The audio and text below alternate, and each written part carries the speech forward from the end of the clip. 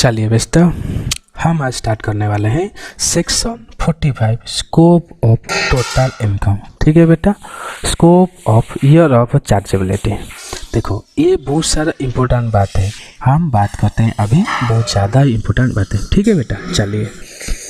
Any profit और gains arising from the transfer of a capital asset shall transfer takes place effected in the previous year shall be chargeable to income tax।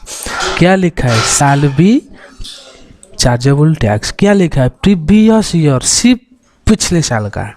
क्या? पिछले साल का। Any profit और gains arising, profit हुआ वो देखो, profit किस में होती है? सेल में होती है। गेन किस में होती है? कैपिटल असेट सेल में होती है। ठीक है, हम जो भी चीज़ें मार्केट में खरीदते हैं, कुछ भी जो भी चीज़ें खरीदते हैं, हमारा क्या होता है? प्रॉफिट होता है वो। ठीक है, हम बोलते हैं ना प्रॉफिट नहीं हुआ तो क्यों हम ये करेंगे, प्रॉफिट नहीं होता बिजनेस क्यों करेंगे।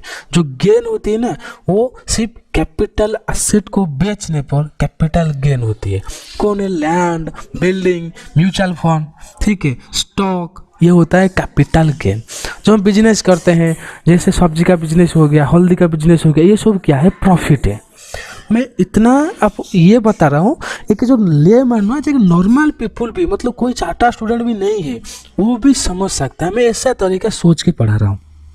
ठीक है बच्चों, आगे चलते हैं। ठीक है, वो हो गए transfer of capital asset, transfer भी हुआ, वो भी कैपिटल असेट ट्रांसफर हुआ। सेल के ट्रांसफर टेक्स प्लेस के मतलब जो पोजीशन देना है किसी को कुछ समय के लिए, इफेक्टेड, वो जो इफेक्ट होगा, मतलब जो पूरा होल सिस्टम डिपेंड करता है सिर्फ प्रीवियस ईयर पर। ये सारा चीज़ प्रीवियस ईयर पर होगा, तब जाके हमको इनकम टैक्स हम लगा पाएंगे, बा हमको इनकम टैक्स देना पड़ेगा, बा हमको कैपिटल गेन होगा। ठीक है बच्चों, चलते हैं आगे। मैं सोच रहा क्लियर समझा चुका हूँ आपको। फिर भी नहीं है, कमेंट खोलिए, कमेंट बॉक्स पूरा भर भर के लिखिए, सर हमको नहीं समझ आता है। हम ईयर ऑफ चार्जेबिलिटी जो लिखा है ना, हम कैसे पता चलेंगे ईयर ऑफ चार्जेबिलिटी मतलब कौन सा ईयर में चार्जेबल हम होगा। देखो इस ईयर में तो बहुत सारे ट्रांजैक्शन है, ट्रांजैक्शन में क्या क्या चीज़ें ईयर ऑफ चार्जेबिलिटी में हम देखेंगे। Determine the year of chargeability, the relevant date of transfer is not, relevant क्या है? डेट ऑफ ट्रांसफर रिलेवेंट है, not date of agreement to sell. ठीक है बच्चों, देखो ट्रांसफर जो डेट में हुआ है, सिर्फ उसी डेट को हमको लेना है। उसी डेट में कौन सा अमाउंट था, उसी डेट में मार्केट फेयर वैल्यू मार्केट क्या था, सिर्फ ये दिमाग में रखो। Date of transfer is main things. Agreement हुआ है कोई मायने नहीं रखता, हाँ, बट लेके actual sale, date of sale, actual date of sale लेंगे। ठीक है, ये क्या है हम आगे समझ जाएंगे, फिर भी तुमको बता रहा हूँ। एक एक्चुअल सेल होता है, एक तुम बड़ा चढ़ा के बोलते हो। ठीक है, तुम्हारा मान ले कि बिल्डिंग है, तुम बोले वो 10 lakh, but actual market price है वो बिल्डिंग का है 4 लाख, तुम 4 लाख लोगे। तुम्हारा बिल्डिंग है 1 लाख, एक्चुअल मार्केट प्राइस है 5 लाख, 5 लाख लोगे। मतलब कम और ज़्यादा में डिफरेंस नहीं है। एक्चुअल जो चीज़ें होती है सॉरी बेटा, मेरा तबीयत थोड़ी अच्छा हुआ है, फिर भी पूरा ठीक नहीं हुआ है। ठीक है बेटा, ये तुम्हारा कॉन्सेप्ट है। दूसरे कॉन्सेप्ट पे जाते हैं, इंश्योरेंस रिसिप्ट। इस कॉन्सेप्ट हम क्या देखेंगे? सेक्शन 45 सबसेक्शन 1 है, इंश्योरेंस रिसिप्ट देखेंगे। हमें जो भी पढ़ेंगे ये सारा होगा इंश्योरेंस रिसिप्ट होगा। इंश्योरेंस रिसिप्ट पर कोई प्रॉफिट हुआ उसको भी हम मानेंगे क्या? तिरछे रेखा है। एनी प्रॉफिट और gains from receipt of such money, और सच मनी मतलब क्या? तुम्हारा जो डैमेज होगा उसके बदले में जो पैसा देंगे, ठीक है, सच मनी किसी बेस पर जो तुम्हारा इंश्योरेंस करते हो ना, किस चीज़ में इंश्योरेंस करते हो? खेलने के लिए नहीं, तुम्हारा जो डैमेज हुआ उसको प्रोटेक्शन करने के लिए इंश्योरेंस देते हो। सच मनी मतलब उसका मतलब, ठीक है। और other asset shall be chargeable to income tax under head capital. Any profit और गेन्स होगा तो फिर कौन कौन सा चीज़ें हमारा इंश्योरेंस है, इंश्योरेंस रिसिप्ट होगा, कौन कौन सी चीज़ें हमारा इंश्योरेंस रिसिप्ट बोला जाएगा। चलिए, where any person received any money or other asset, कोई भी रिसीव कर सकता है मनी और अदर एसेट भी रिसीव करता है under any insurance form in insurer on account. Insurance मतलब जो कंपनी से डैमेज टू और deduction of any capital asset, flood, typhoon, हेराचा, ऐसा ये जो क्या दिमाग ये जो लिखा है HURRICANE, ठीक है, इसका मतलब प्रोनाउंसिएशन नहीं आते मैं छोड़ देता हूँ, आप जो पता है। साइक्लोन, एर्थक्वेक, रिवर्स और सिविल डिस्टर्बेंस। सिविल डिस्टर्बेंस मतलब जो दंगा हो गया है, रिवर्ट मतलब कंपनी के पास आस कंपनी के अंदर, सिविल डिस्टर्बेंस मतलब वही जो कोरोना जैसे पैंडेमिक वो हो गया, कोई कंपनी बंद हो गया, इसमें बोलते हैं। एक्सीडेंटल फायर और एक्सप्लोजन, ये नॉर्मल फायर है, कुछ भी हठात तुम्हारा इलेक्ट्रिक सर्किट जल गया या कुछ भी हुआ नॉर्मल जैसा हो गया। एक्सप्लोजन मतलब ऐसा जब बम जैसा, मान लो तुम्हारा जो स्टीम है, कुछ भी बड़ा जो मशीन है जो कुछ बहुत इंपॉर्टेंट काम करते हैं, जिसको बिगलाने के लिए काम करते हैं, जो लोहा होता है ना उसको बस उसे मेल्ट करने के लिए काम करते हैं, वो होता है एक्सप्लोजन। बहुत मतलब बम का जैसा, उसको भी हम इंश्योरेंस रिसीव कर सकते हैं। एक्शन बाय एन एनिमी और action taken in combating an enemy. Action by an enemy मतलब जो भी प्रॉब्लम हुआ तुम्हारे एनिमी के साथ, उसको भी हम इंश्योरेंस में कवर करते हैं। वो जो तुम्हारे एनिमी को डिफेंड करने के लिए, मतलब तुम डिफेंड करोगे उसको रोकने के लिए, उसको भी जो तुम्हारा खर्चा हुआ वो भी हमको क्या इंश्योरेंस मिलेगा, उसको भी मानेगी। वेदर विथ और विदाउट डिक्लेरेशन ऑफ वार, वार भी हो सकता है और उसके साथ कोल्ड वार जो होता है वेदर विथ और वो भी हो सकता है, ठीक है बेटा, कोल्ड वार नहीं सिर्फ वार होता है। इसको मानेंगे हम क्या, इंश्योरेंस रिसिप्ट। इस जो मैं बोला 1 2 3 4 5, ये जो 5 चीज़ें में हम कोई भी प्रॉफिट करें, हमको प्रॉफिट और गेन करें, हमको कैपिटल गेन माना जाएगा, हम कैपिटल गेन पर टैक्स देंगे। ठीक है बच्चों, मेरे हिसाब से क्लियर आपको समझा चुका हूँ, ठीक है। चलिए, कन्वर्सन और treatment of a capital asset as stock in trade, section 42 sub section 2, ये बहुत इंपॉर्टेंट चीज़ है बेटा। कन्वर्सन और treatment of a capital asset as a stock in trade section, मतलब तुम्हारा कैपिटल एसेट है उसको कन्वर्ट कर दिए स्टॉक इन ट्रेड में, ये वो भी एक पॉइंट है। तुम ऐसे ट्रीटमेंट कर चलेगा ना, ये मेरे जो कैपिटल एसेट मान लो लैंड है तुम्हारा, तुम इसको क्या बोले, हाँ बिजनेस में लगा दे, तो तुम्हारा एक कैपिटल एसेट है, तुम लैंड को बिजनेस यूज करके तुम ये दिखाना चाहते हो ये मेरा बिजनेस एसेट है, ठीक है, तुम ट्रीट करते हैं, ठीक है। कन्वर्सन मतलब तुम पे डॉक्यूमेंटली, मतलब जब डॉक्यूमेंट के हिसाब से कन्वर्ट कर दिए, एक जो कैपिटल एसेट था मैं कन्वर्ट उसमें स्टॉक इन ट्रेड में करना बाय थ्रू डॉक्यूमेंट, ठीक है बेटा। आगे चलते हैं। A person who is the owner of the capital asset, जो भी एक पर्सन है ओके ओनर होता है, किसी तो कैपिटल एसेट का ओनर होगा ना, देखो ये लिखा है person who is the owner of capital asset में, वो तो उसके ऊपर डिपेंड करता है, इसलिए तो मैं लिखा है ना, ठीक है, उसके ऊपर डिपेंड करता है। कन्वर्ट दिस सेम और ट्रीट, मैं लिखा हूँ सेम और treat as a stock in trade of the business carried, मतलब वो लाया, वो जो कैरिड मतलब ना वो लाया, ठीक है, जो कैरी फॉरवर्ड कैरी इनवर्ड जो होता है ना, जो वो लाया यूज करने के लिए, ठीक है, by he. Transaction is a transfer, इसको मानेंगे, जो भी ये चीज़ें हुआ हम उसको ट्रांसफर मानेंगे, ठीक है। चले, प्रॉफिट और gains arising from the above conversion और ट्रीटमेंट, हम जो कन्वर्ट करते हैं वो जो ट्रीटमेंट करते हैं ये ही स्टॉक इन ट्रेड है, ठीक है, उसमें कोई भी प्रॉफिट मिला व गेन हुआ वो हमको चार्जेबल टू इनकम टैक्स, ठीक है। फिर ये जानते हैं तो भाई कैपिटल गेन में हमेशा तुमको याद रखो प्रीवियस ईयर में जो भी चीज़ें हुआ है उसमें हमको कैपिटल गेन मिला है व प्रॉफिट मिला है, हम उसको टैक्स देंगे। क्लियर, 100% सर, पूरा क्लियर।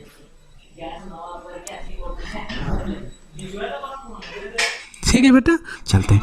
फिर सबसे दिक्कत की बात आता है फुल वैल्यू ऑफ कंसिडरेशन, ठीक है, ये सबसे क्वेश्चन में इम्पोर्टेंट बात है, इसको भाई मेरे बहन मेरे बच्चों मेरे स्टूडेंट ये याद रखे सीखना है, ठीक है।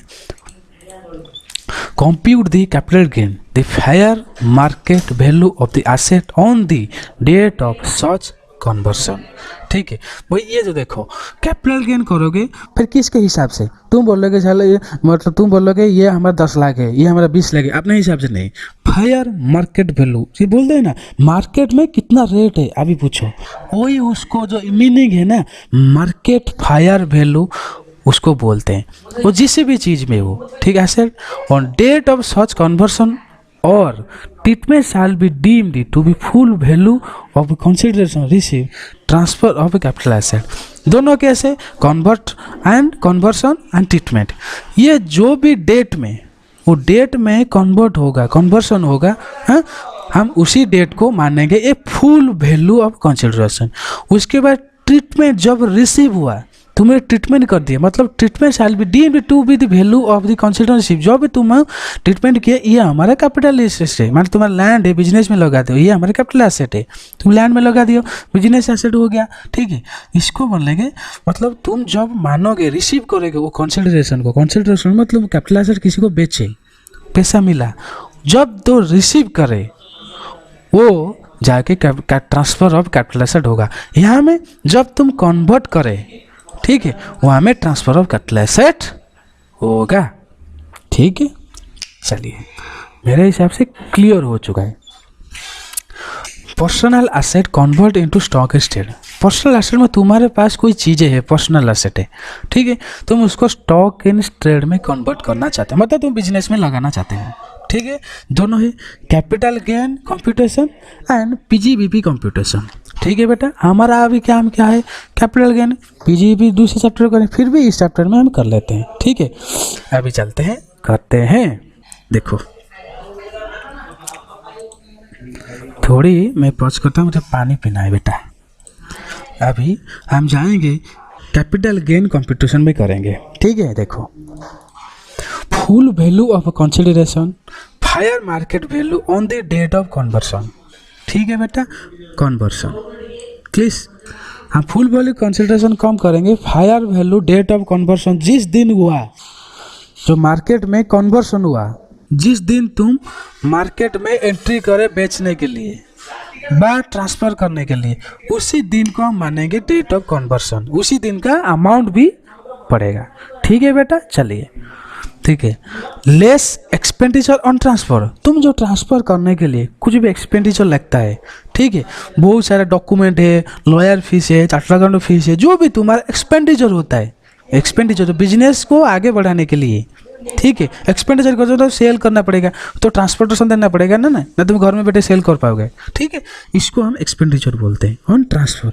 ये माइनस होगा, ये दो माइनस होकर ये निकलेगा नेट कंसिडरेशन, मतलब ग्रॉस और नेट में आप जानते हो, ग्रॉस में जो होते हैं वह खर्चा मिलकर रहती है, नेट में सारे खर्चा जाकर जो होता है ना प्रॉफिट, नेट प्रॉफिट उसको बोलते हैं। अभी नेट वर्ड यूज होता है इसी वजह से। ठीक है बेटा, चलिए कॉस्ट ऑफ एक्विजिशन और इंडेक्स कॉस्ट ऑफ एक्विजिशन ये होगा माइनस होगा। ठीक है, cost of acquisition index cost of acquisition हम थोड़ी यहाँ में नहीं बोलेंगे, फिर भी तुमको ये तो फॉर्मेट तुम याद रखना पड़ेगा, आगे पढ़ेंगे कॉस्ट ऑफ एक्विजिशन एक्चुअली क्या चीज़ है। ठीक है, नॉर्मल कॉन्सेप्ट है। ये क्या लिखोगे, allowed up two year of consumption, मतलब एक साल में जब तक क्या दिखा है, allowed up two year of consumption, जिस दिन कन्वर्सन हुआ उसी दिन तक अलाउड होगा कॉस्ट ऑफ एक्विजिशन।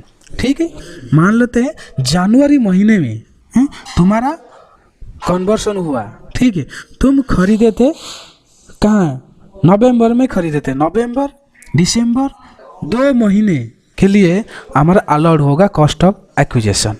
ठीक है, 2 महीने 2 साल ऐसे ही होता है, मतलब जब खरीदने से कन्वर्सन जो पीरियड होता है, खरीदना और कन्वर्सन पीरियड जो टाइम होता है, उसी टाइम को हम कॉस्ट ऑफ एक्विजिशन में वो टाइम लेंगे। वो 2 साल भी हो सकते हैं, 2 महीने भी हो सकते हैं। ठीक है, बात तो नॉर्मल 2 साल ही आता है। ठीक है, इसीलिए लिखा है अलाउड अप टू कन्वर्सन।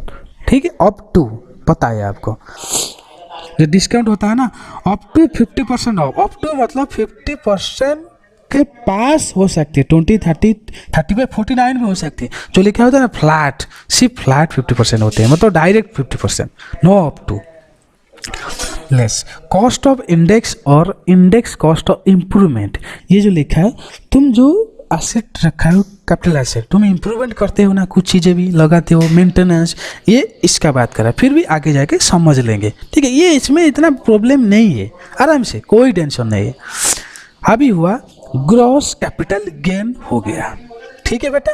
अभी फिर हमारा एग्जाम्शन है, हमारा जो गवर्नमेंट है बहुत अच्छी गवर्नमेंट है, इसी वजह से हमको एग्जाम्शन देता है, ठीक है। तुम इतना कुछ कर लो, अब तुम एग्जाम्शन लो। अब एग्जाम्शन मान के ऊपर निकाल के हमारा काम है टैक्सेबल कैपिटल गेन, ये जो अमाउंट मिलेगा हम इसी में टैक्सेबल देंगे, मतलब टैक्स इस कैपिटल गेन पर देंगे, ठीक है बेटा। ये कंप्लीट हमारा हो गया। अभी ये पीजीबीपी का हम नहीं देखेंगे, ठीक है, वो बाद में देखेंगे, पर फिर भी तुम देख लो। हम चलेंगे इल्यूस्ट्रेशन नंबर 2, ठीक है बेटा, आगे चलते हैं। देखो, A is the owner of car, इस एक का कार है, कार का ओनरशिप किसके पास ए है। On 1 April 2020 he start business और purchase and sale of motor car, ठीक है। वो आपकी बिजनेस स्टार्ट किया, वो बिजनेस स्टार्ट किया, बिजनेस में क्या काम है, वो परचेज करेगा और सेल करेगा क्या, मोटर कार को, मान लो bike, motor car example bike मान लो, बाइक का सेल करेगा, परचेज करेगा।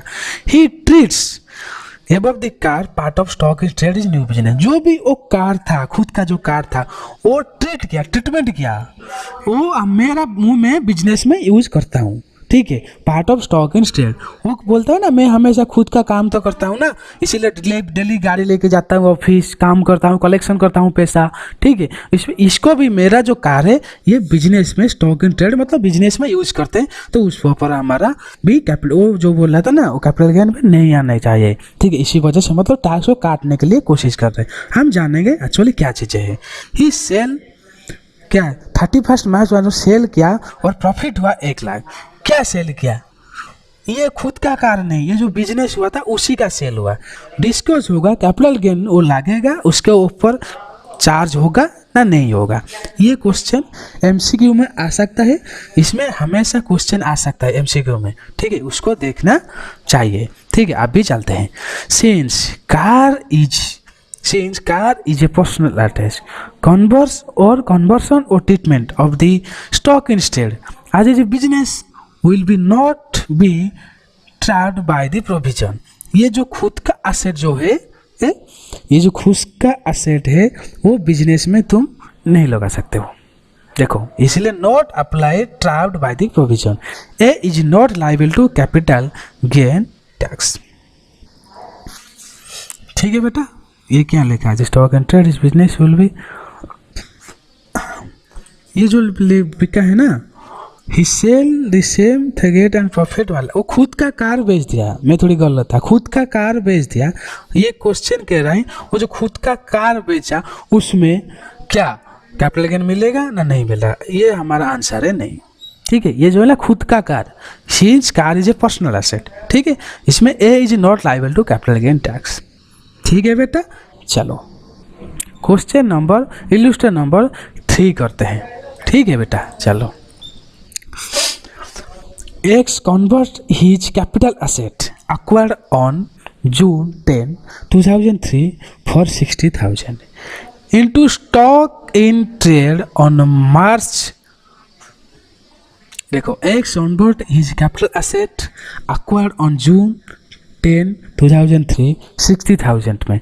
X कन्वर्ट किया कैपिटल एसेट को, एक्वायर्ड ऑन जून 2003 पर 60,000 in stock in trade of March 2020, मतलब 2003 में खरीदा था 60,000 को और स्टॉक इन ट्रेड किया मतलब बिजनेस में यूज किया वो 2020 में। The fair market value of above conversion was 5,50,000। Fair market value कब है, जो 60 लाख खरीदा था, अभी इसका फेयर वैल्यू मार्केट क्या है, 5,50,000।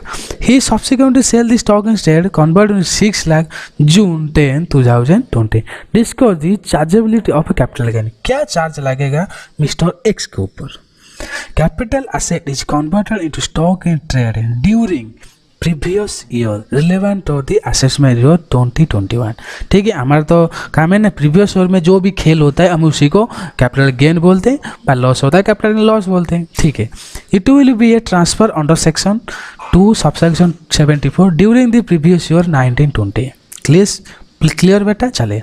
हाउ एवर सही परी मतलब हाउ एवर मतलब जो ऐसा बोलते हैं, हाउ एवर मतलब जो दी प्रॉफिट और गोल्स, सी प्रॉफिट और gains arising from the above conversion, the जो कन्वर्ट हुआ ना, जो उसमें प्रॉफिट मिला है ना, नहीं, conversion will be chargeable tax during the assessment. जो भी कन्वर्ट होगा प्रॉफिट और गेन्स में जो कन्वर्सन होकर मिले, कन्वर्सन हुआ, प्रॉफिट मिला ना, गेन्स मिला तो हम चार्जेबल करेंगे टैक्स। किसके?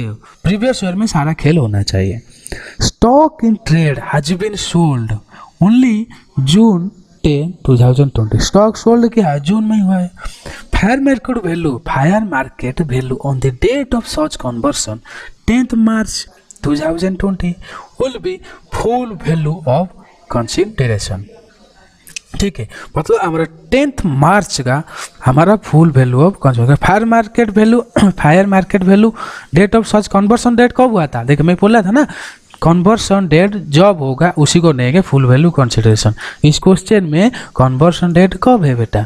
कन्वर्सन डेट है, देखो मैं देखता हूँ, देखो यार कन्वर्सन डेट है 10th March।